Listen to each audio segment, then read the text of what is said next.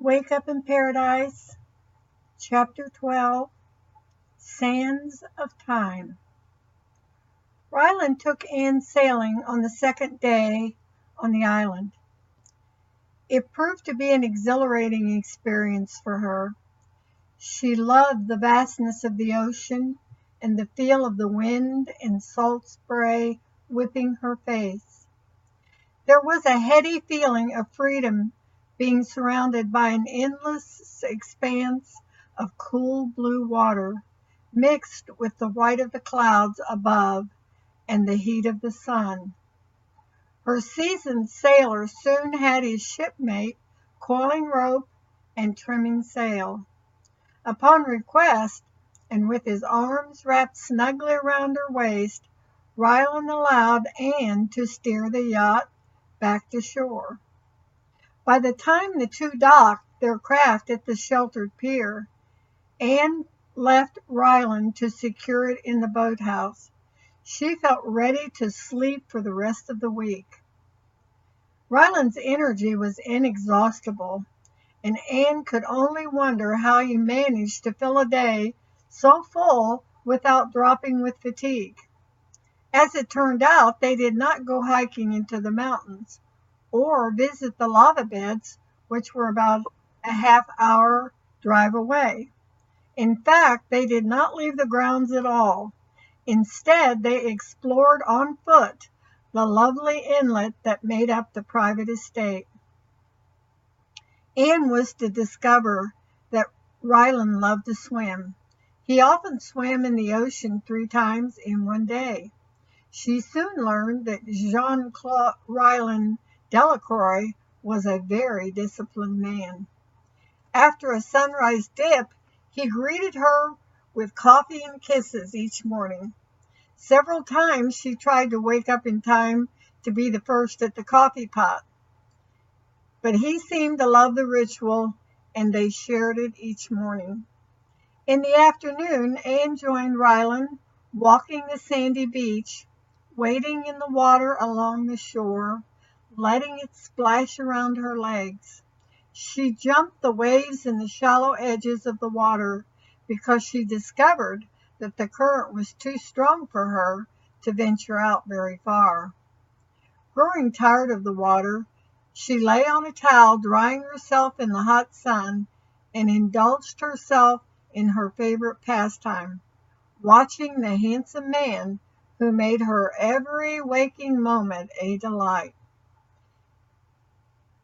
His hands rubbing oil onto her back woke her from her afternoon snooze. "You shouldn't fall asleep in the sun," he admonished her, while he continued rubbing the fragrant oil over her body. "You didn't inherit the sun-resistant skin of your cousin. Turn over," he ordered, when he had completely covered her from neck to feet. Anne was wearing Kim's 2-piece suit for the sunbathing, and she complied, clutching the top to her as she turned to face him. Riley began to rub the oil on her shoulders and arms. "I love to look at you," he murmured softly, his fingers lightly tracing the curve of her shoulder. "There hasn't been a day since I met you that I haven't wanted to be alone with you like this." Closing her eyes against the blinding sun, Anne listened almost hypnotically as the man oiled her arms and then her legs. His words were the very words that she had dreamed of hearing. During the days and nights spent together, Anne discovered more about the man that she had surrendered her heart to. He told her of his childhood with his brother and some of the adventures of their youthful days of schooling in England.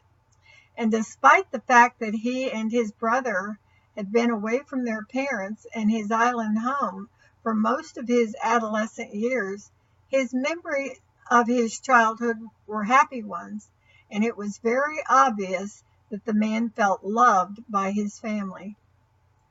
All of the Delacroix family made Anne wonder about her own unknown parents, what they were like and if they wondered where she was. The thought gave her a strange feeling of loneliness as she listened to Ryland speaking so proudly of his father. "I miss him. I've never stopped missing him," Ryland remarked, emotion thickening his words. "I accepted a post at the consulate when his health was failing, and he knew he must resign his duties. I knew it was time to return home and assume my rightful responsibility. I put my back to the task, as it were. I wanted to make him proud. And there you have it," he smiled ruefully at Anne, "the man you see before you." "I love you," Anne declared passionately. "I have fallen madly in love with you, my love," Ryland answered just as passionately, looking deeply into her eyes. "I never felt this before, my darling Anne. I'm 32 years old, and I thought I had experienced every emotion, known every pleasure, but nothing compares to this." "Oh, Ryland," Anne sighed, unable to hold back her tears of happiness. The sincerity Anne saw in Ryland's eyes threatened to overwhelm her composure, and she hid her face against his warm chest. "Why are you weeping?" Ryland asked tenderly, lowering his head down to hers so that he could see into her eyes. "Doesn't proclaiming my love for you make you happy? It makes me deliriously happy." "I'm happy. Women cry when they're happy," Anne sniffled. She raised her head to beam at Ryland, her eyes shining with happy tears. "I was making sure, my love," Ryland responded. He gently wiped her cheeks with his fingers and then deposited a kiss on her lips. "I never want to make you unhappy. I will never hurt you. You know that, don't you?" "I guess so," she answered. "You guess so?" he queried with an elevated brow of disbelief. "I want you to know so. I want you as sure about us as I am," he declared adamantly, his mood going somber. "Tomorrow our holiday time comes to an end, and our lives together has begun. I finally found you, my darling Anne. I don't intend losing you." "What about all them social issues?" Anne countered fearfully. "There aren't any that matter in the least," Ryland replied adamantly. "If something arises, we'll work it out. I intend to introduce you to the whole world as the woman I love. Do I make myself clear?" "Yes," Anne answered meekly, with bittersweet misgivings. She was head over heels in love with a man who did not know who she was. Added to that fact, she had no clue as to what course of action she should do next.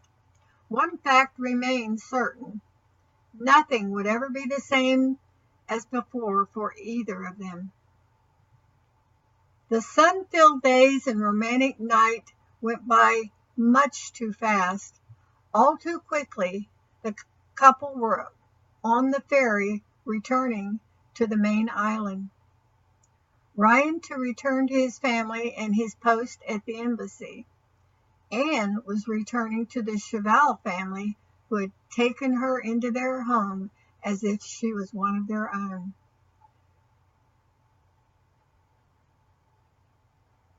Despite the beautiful day, as all of her previous days with Ryland had been, Anne could not help but feel depressed. She had truly had a week in paradise, and she wanted it to go on forever. "I meant what I said last night. I've never felt like this before." Ryland reached for Anne's hand, giving it a comforting squeeze. "Yes," she agreed placidly. "I want you in my life, love. You believe that?" he insisted. Yes, she repeated, playing with his fingers, unwilling to voice her uncertainty and spoil the last minutes of their time together. I understand we must take your family, mine, and all the other complexities into account. Obey convention and all that, but I want to see you as often as can be. Ryland pulled Anne to his side, and she snuggled gratefully against him. It's going to be the very devil not to have you with me tonight. Anne nodded her head again.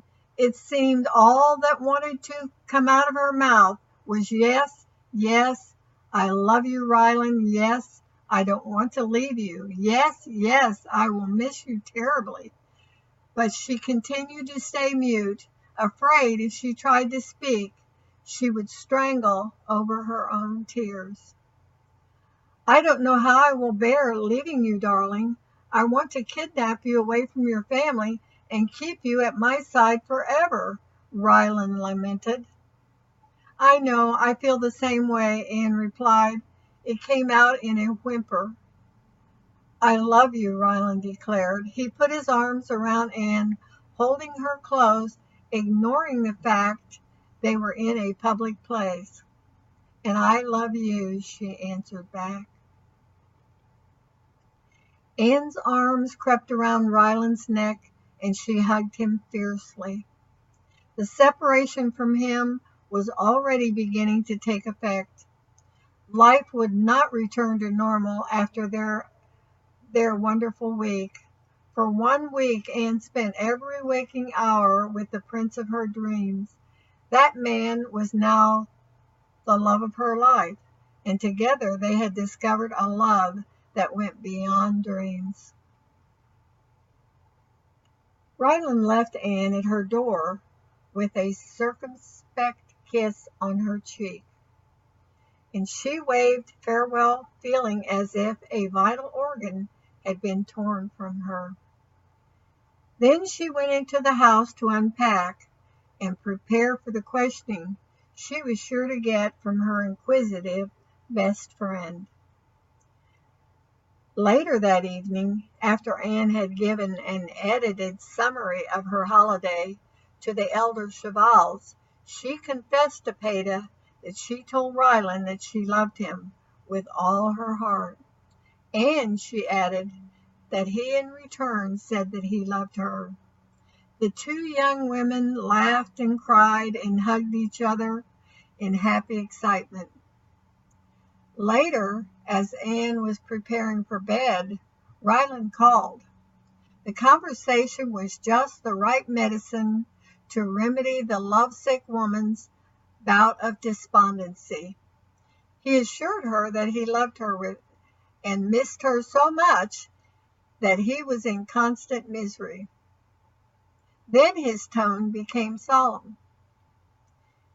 His call was to ask her to come to his home again for an informal family dinner the next night. I'm instructed by my mother to invite you for an informal dinner with my family tomorrow at 8. I want you to know them and they you, he explained. Do come, he added. I cannot wait another day to see you. Do you miss me?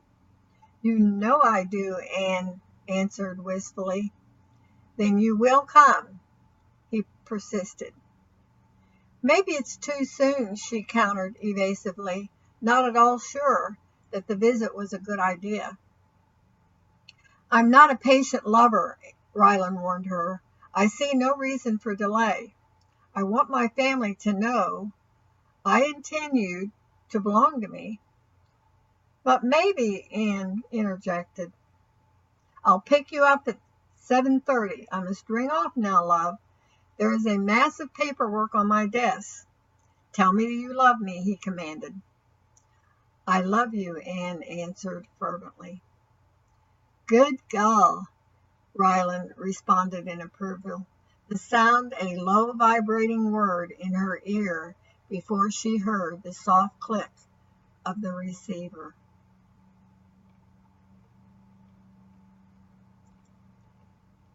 Wake Up in Paradise, Chapter 13. Illusions and Realities. Unlike the last family gathering that Anne had been invited to at the governor's palace, this was at Ryland's own home, or more accurately, his mother's home, that she shared with his paternal aunt. Tant Brill, the older woman, was affectionately called.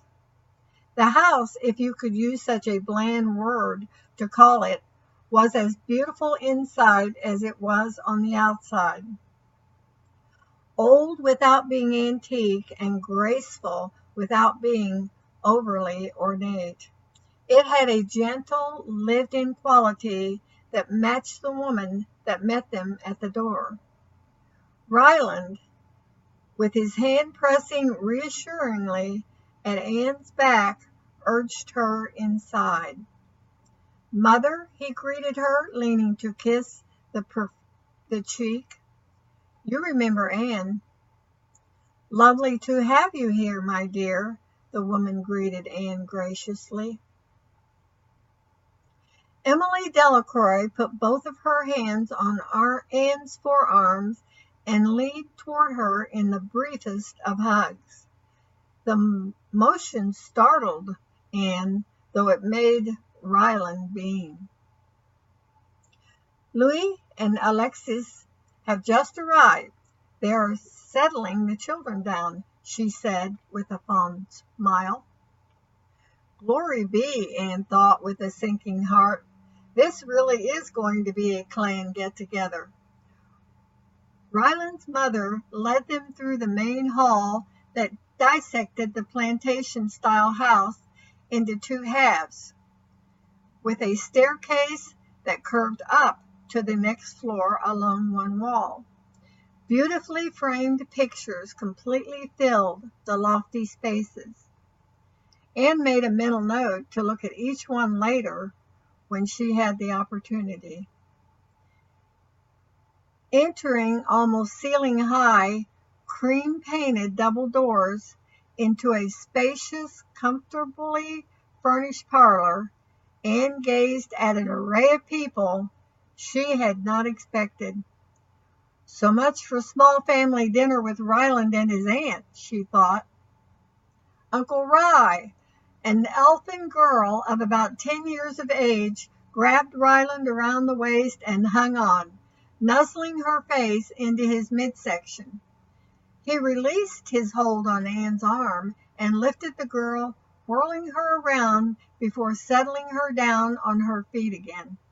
"How's my best gull?" he laughed, grinning broadly at the child.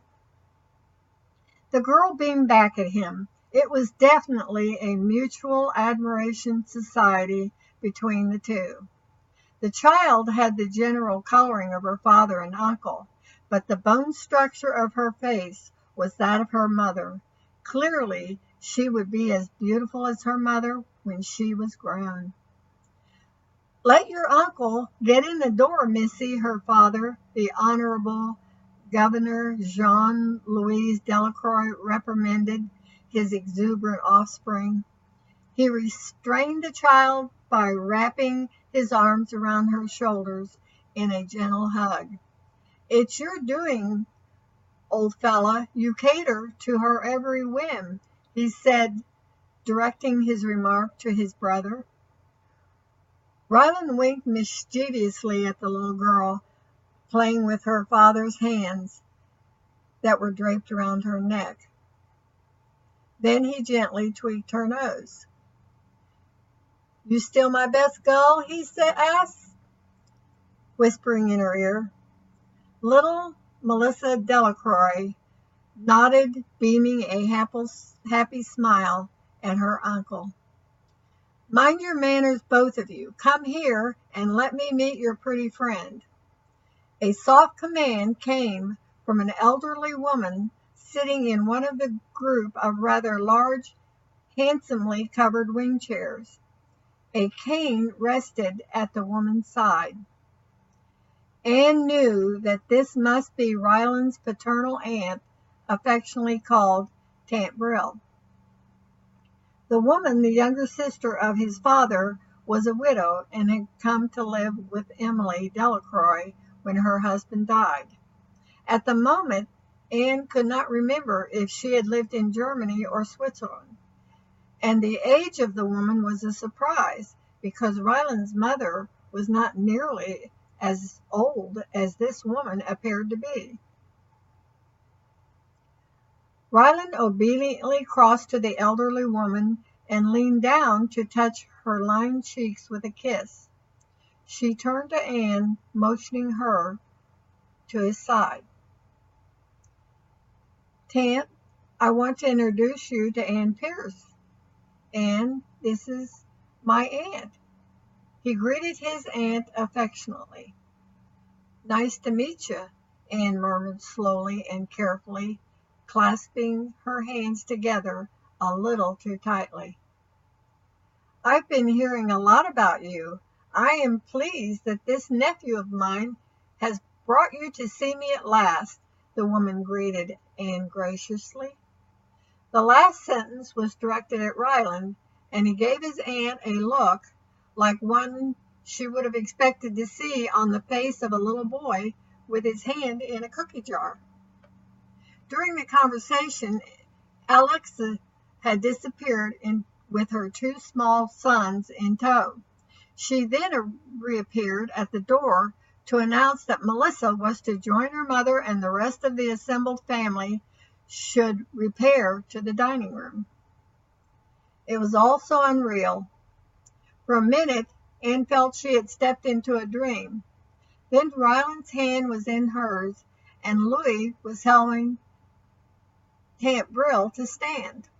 With the conversation buzzing around her, she let herself be swallowed up in this strange experience. It was like the Chevelle family all over again, only different. As was to be expected, the conversation at the table centered for the most part around matters that concerned the economy of the island. Emily Delacroix quizzed both of her sons about their duties and new policies facing the legislate. It was only natural, since the woman had spent most of her adult life married to a governor and now the mother of one. Tant Brill carried on the only social niceties that she heard voiced during the entire meal. Alexis, who had settled herself a little late, minus the children, never entered the conversation at all, and Anne valiantly tried to keep up with the debate that was going on about the new proposal for working regulations. Louis insisted new ones were unnecessary, that the standing ones only needed to be made easier to comply with, and compliance should be routinely checked. That in itself, argued his mother, meant more legislation and in the end another added set of rules to be followed. She was of the opinion that none of the business proprietors would be satisfied and the workers would still be unhappy. It remained unclear to Anne, as she tried to keep up with the back and forth dialogue, who Ryland agreed with. Later in the car on the way home, she asked him about the issue. "I'm sorry to have subjected you to politics at the dinner table, love. It is the usual topic. I suspect Mother misses the stimulus that Father provided when he was alive. When she and Louis get together, it's apt to become heated at times," he said apologetically. "I got the impression that the businesses are the ones who get favored," Anne remarked. "Why do you say that?" Ryland asked.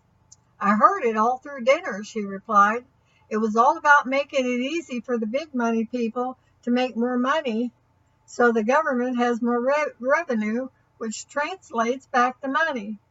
I didn't hear any of it was for the people who was doing the work. They're poor while the rest of you get rich." "That isn't entirely the fault of the governing class, you know," Ryland responded defensively. "Your people are extremely reluctant to give up any of their so-called freedoms, and they're resentful of any change. How can one be helped if one will not cooperate? We can't do it all.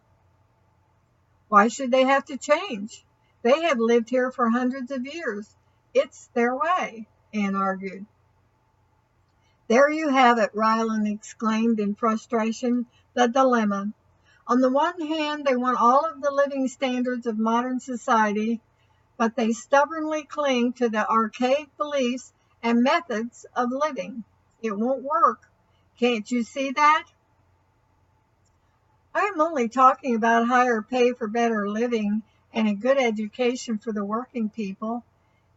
It's not too much to ask that they benefit from all the money that their hard work brings to the island. I'm talking about fair, Anne retorted, extremely vexed. She could not believe Ryland was being so argumentative about it. Anne, Ryland responded as if talking to a backward child, the business entrants and merchants pay the workers. The world market sets the value of goods, not the government, as you suggest. We are dependent on their continued prosperity. Foreign business interests do not exist so that the profits trickle down to the local island economy. We must maintain the island economy by working with these businesses that want to operate on our island. I can assure you, the schools here are a top priority. On the other hand, if the parents do not instill the proper motivation for education, to see that their offspring get to school regularly and obtain the education they need in today's world, then no amount of effort on our part will work in their favor. Stunned by Ryland's tone, Anne turned from him, determined not to add one more word. The discussion had become an argument, something Anne had never dreamed she would do with Ryland. She vowed that she would never talk politics with him again. Then, in a matter of seconds, she broke the vow. Not everybody, including me, has your better education, Ryland. We can't argue as smart as you, she muttered bitterly, unable to stop herself. My darling Anne, Ryland's voice lowered to a soothing caress. He smoothed her hair and pulled her to him. I don't want you to be anything like me. You're marvelous just as you are. I'm mad about you, you know. He gently rubbed her back, holding her close. Anne knew he was trying to placate her, and she was more than willing. Never again did she want to argue with him. She wanted to love him, not fight with him, and he evidently had the same inclination because he kissed her very satisfactorily. And every bad feeling melted away because her whole world glowed when she was with Ryland. If that's trying to make me feel better because I lost the argument, it worked, she murmured. I don't want to argue with you, Ryland groaned. I want to kiss you. You make me feel like a callow boy again. Maybe you feel like a boy because we're necking in a car. Bet it takes you back, huh? Anne responded. I don't recall ever necking, as you call it, in an automobile, Ryland answered, pulling away from Anne with a frown. I was only teasing. I guess I'm a little jealous when I think of the girls, women, she corrected, in your life. You have no reason to be, I assure you, love, he said. It's just hard for me to believe that y'all picked me to be with. It feels like a dream. You're rich and handsome, a dignitary and everything. I'm nobody, Anne explained artlessly. You're the woman I love, Ryland proclaimed passionately. Why? Anne asked the question she wondered so often. Why do you love me? We're different. Whole world's different. You're everything I desire in a woman, Ryland answered, his voice going soft with emotion. I know it's difficult for you to adjust to my family. Darling, give it time. They see how much you mean to me, how good you are for me, and they want this for me. It's not your family. They can't be any nicer to me. If they tried, it's you, Rylan. Why do you want me? You don't even know me." Anne was beginning to get very nervous, and she knew Rylan could not possibly understand what her uneasiness was all about. How could he? She needed to know that what he wanted from her had nothing to do with her identity as Anne Pierce. She was getting desperate for some kind of assurance that he would still love her when he found out she was a nameless woman without a memory. "You belong to me," he replied simply. "What more can I say to you if you don't know that? From the first sight of you in the moonlight, it was there. How can one explain falling in love until it happens? You felt it in my arms when I held you. I know you did. Surely you do not doubt my love for you." "No, no," Anne murmured in assent, clutching at his jacket and burying her face against it. "I love you all so, so much." Sometimes when she wasn't thinking, the all slipped out again, and she bit her lip painfully at the slip. Rylan kissed her, and it eased all of the self-inflicted pain. "This is torture, you know," he muttered. "I know," she agreed. "Do you know how I long to keep you with me tonight?" "You leaving me tonight is torture," he responded. "I feel the exact same, Rylan," Anne whispered longingly.